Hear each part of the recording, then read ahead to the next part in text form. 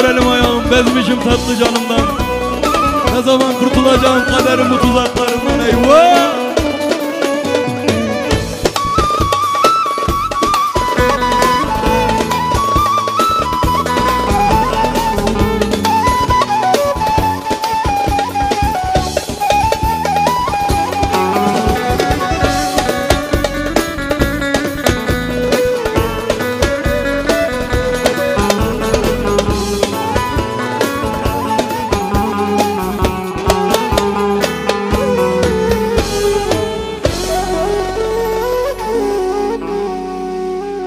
Tanrım, bana sen sabır ver.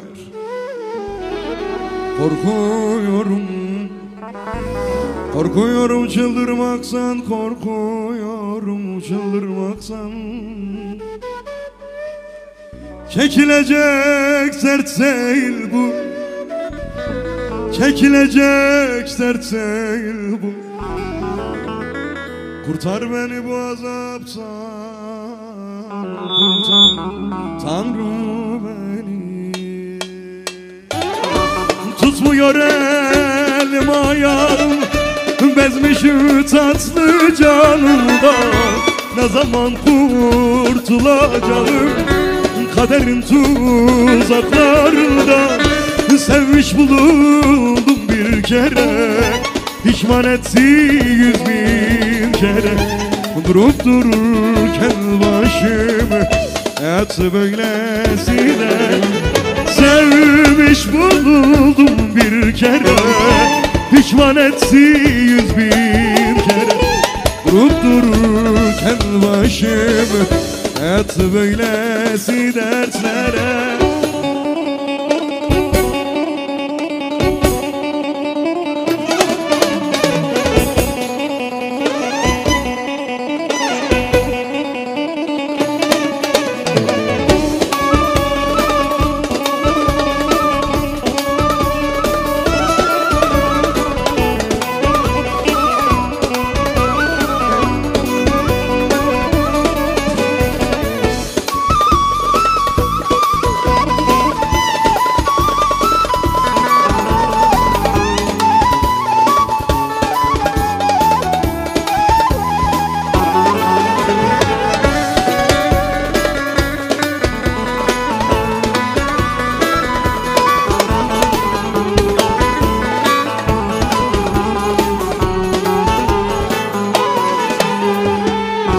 Sevenler hep böyle miydi?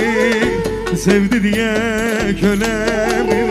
Sevmek suç değilse eğer, aşka düşmek ölmek mi?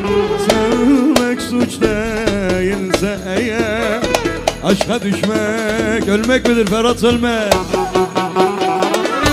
Tutmuyor elim ayağım, bezmişim tatlı canımdan. Ne zaman kurtulacağım kaderin tuzaklarından. Sevmiş bulundum bir kere, pişman etti 100.000 kere. Durup dururken başımı et böylesi dertler. Sevmiş bulundum bir kere, pişman etti 100.000 kere. Durup dururken başımı